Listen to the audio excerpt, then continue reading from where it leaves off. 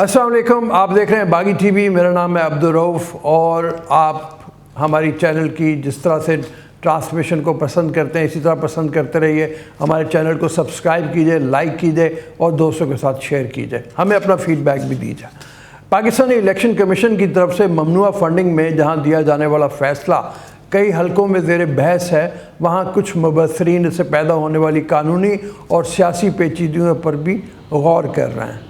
वाज़ेह है कि election commission of Pakistan ने ममनुआ फंडिंग केस में अपना फ़ैसला सुनाते हुए कहा कि PTI ने ममनुआ फंडिंग वसूल की है, उसने गैर मुल्की अफराद और कंपनियों से चंदा लिया है और ये कि आरिफ नकवी के हवाले से इमरान खान की तरफ से जमा करवाया गया हल्फिया बयान भी गलत था। ECP ने PTI को शो कॉज नोटिस भी जारी किया है जिसमें पूछा गया है कि क्यों ना इस ममनुआ फंडिंग को जब्त कर लिया जाए, लेकिन कानूनी माहिरीन का कहना है कि फ़ंडिंग की जब्तगी के अलावा भी इस फैसले के कानूनी पहलू हैं जो PTI के लिए नुकसानदेह साबित हो सकते हैं।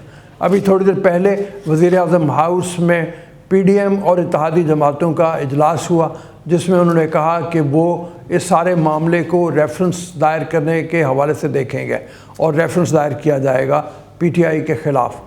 उन्होंने ये भी कहा कि PTI के जो लोग हैं, जो सरकर्दा उनके लीडरान हैं, उनके बाहर जाने पर पाबंदी के हवाले से भी ECL में उनके नाम डालने पे बारे में सोचा जाएगा। इसका इम्कान है कि इनके नाम ECL में डाल दिए जाएँ। वज़ीर-ए-आज़म शहबाज शरीफ की ज़ेर सदारत इत्तेहादी जमातों के कायदीन के इजलास की अंदरूनी कहानी सामने आ गई है। ज़राए के मुताबिक इजलास में इलेक्शन कमीशन के फ़ैसले की रोशनी में मज़ीद कार्रवाई के लिए सुप्रीम कोर्ट जाने का फ़ैसला किया गया है। तमाम इत्तेहादी सुप्रीम कोर्ट से फुल कोर्ट तश्कील देने का भी मुतालबा करेंगे, क्योंकि अदरवाइज़ डर ये है कि वही अगर 3 रुकनी बेंच बना तो वो बेंच जो है वो PTI को कहीं उनके लिए जो नरम गोशा रखा जाता है वो ना हो जाए और फिर उनको कोई छूट मिल जाए।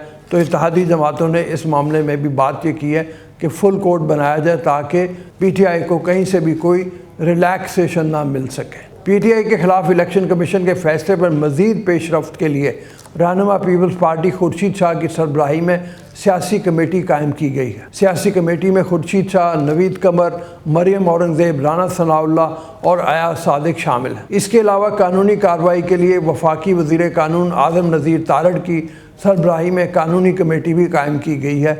कानूनी कमेटी में आज़म नज़ीर तारड़, फ़ारूक एच नाइक, राना सनाउल्लाह और कामरान मुर्तज़ा शामिल हैं। इजलास में फ़ैसला किया गया कि PTI के इस मामले को एक मिसाल बनाया जाएगा। तहरीक इंसाफ ममनुआ फंडिंग केस का फ़ैसला इलेक्शन कमीशन ने तो आप जानते हैं जारी कर दिया था, लेकिन इसके बाद आगे क्या होगा?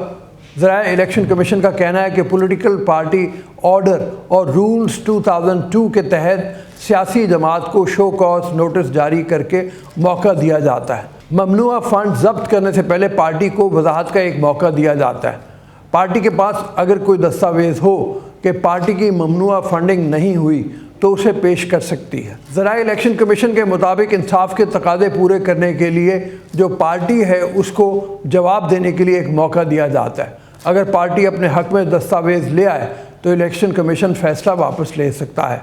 शो कॉज नोटिस जारी होने के बाद अमूमन 7 से 14 रोज़ के अंदर जवाब देना होता है। ज़राए इलेक्शन कमीशन के मुताबिक शो कॉज नोटिस की कार्रवाई मुकम्मल होने पर इलेक्शन कमीशन रेफरेंस वफाकी हुकूमत को भेज देगा।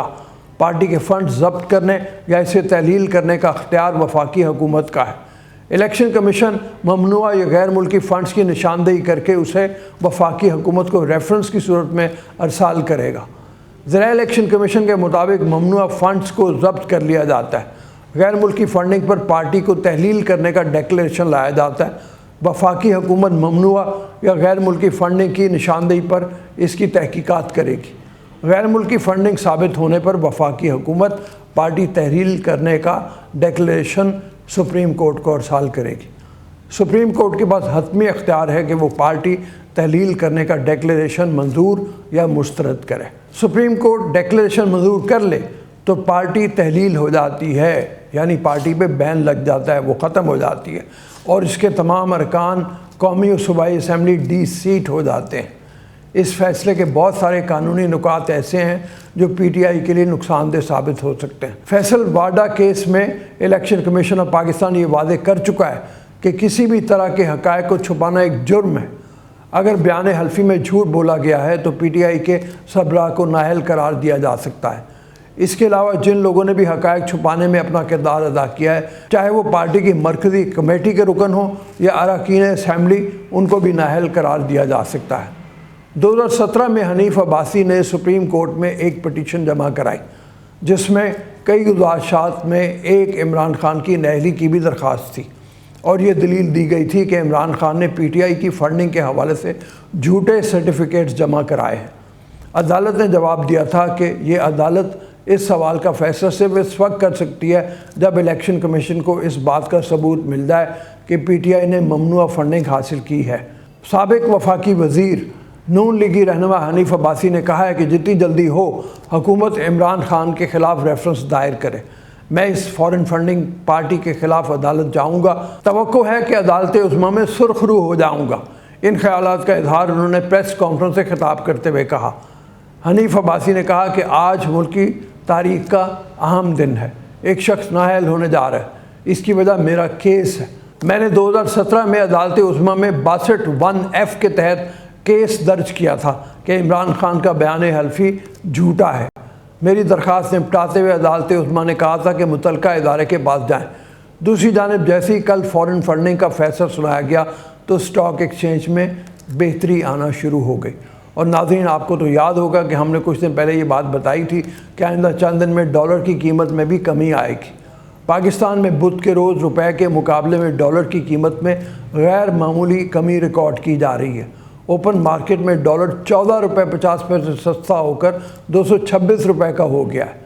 ایک ڈالر کی قیمت جو گزشتہ روز 238.38 روپے پر بند ہوئی تھی، وہ بدھ کے روز کاروبار کے دوران 9 روپے سے زائد کمی کے بعد 226 روپے پر ٹریڈ ہوتی رہی ہے۔